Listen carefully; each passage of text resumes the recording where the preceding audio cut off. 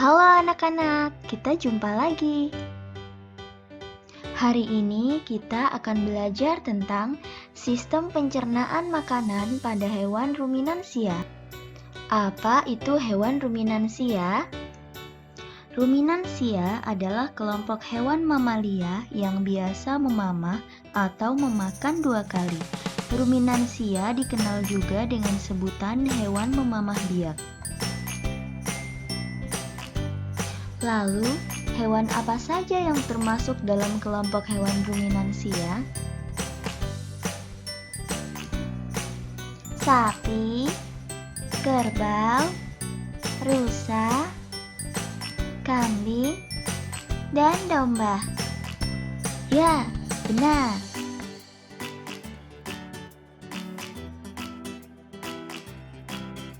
Apa sih yang menjadi perbedaan antara hewan ruminansia dan hewan mamalia lainnya?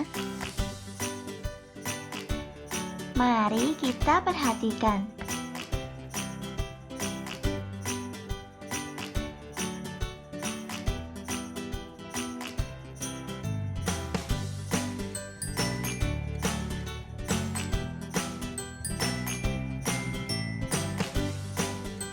Ternyata, sistem pencernaan hewan ruminansia lebih kompleks dibandingkan dengan pencernaan hewan lainnya. Pada hewan ruminansia terdapat 4 bagian lambung dengan fungsi yang spesifik. Selain itu, pencernaan makanan pada hewan ruminansia dibantu oleh beberapa mikrob, yaitu bakteri dan protozoa. Seperti yang telah kita pelajari sebelumnya, salah satu contoh hewan ruminansia adalah sapi. Lambung sapi berbeda dengan lambung hewan mamalia lainnya. Ukurannya jauh lebih besar. Lambung sapi terdiri atas 4 bagian, yaitu rumen, retikulum, omasum, dan abomasum.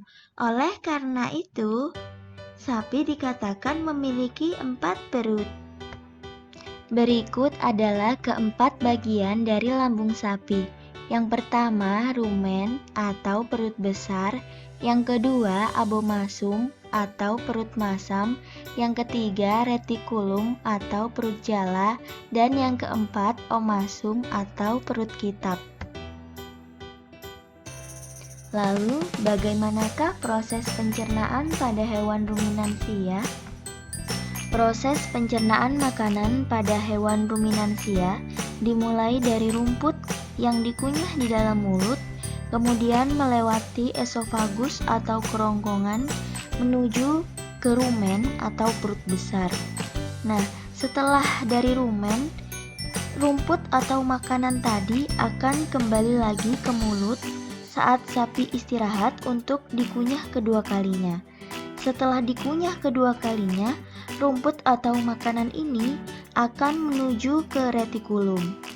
Dari retikulum, rumput atau makanan ini akan menuju ke omasum dan selanjutnya akan menuju ke abomasum. Secara lebih lengkap, proses pencernaan makanan pada masing-masing lambung sapi akan dijabarkan sebagai berikut. Yang pertama adalah rumen atau perut besar. Di dalam rumen, rumput atau makanan yang telah dikunyah di mulut dan melewati esofagus atau kerongkongan akan dicerna hingga menjadi bubur dengan gerakan mengaduk yang dilakukan oleh dinding rumen. Kemudian saat sapi beristirahat, makanan akan kembali lagi ke mulut untuk dikunyah kembali. Setelah dikunyah untuk kedua kalinya, makanan akan masuk menuju retikulum atau perut jala. Retikulum atau perut jala. Di dalam retikulum, makanan kembali mengalami proses fermentasi dengan bantuan bakteri anaerob dan protozoa. Di dalam retikulum ini terjadi proses absorpsi dan penyaringan benda-benda asing yang masuk bersama makanan sehingga tidak masuk ke omasum atau perut kitab. Omasum atau perut kitab. Di dalam omasum, makanan yang berasal dari retikulum kemudian dicerna dengan bantuan enzim pencernaan dan selanjutnya masuk ke dalam abomasum. Abomasum atau perut masam. Di dalam abomasum, makanan dicerna dengan bantuan enzim pencernaan yaitu pepsin yang dihasilkan oleh abomasum.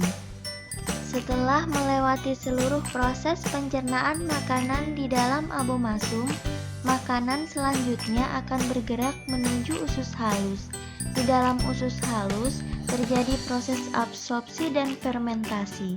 Selanjutnya, sisa-sisa makanan akan dikeluarkan menjadi feses melalui anus.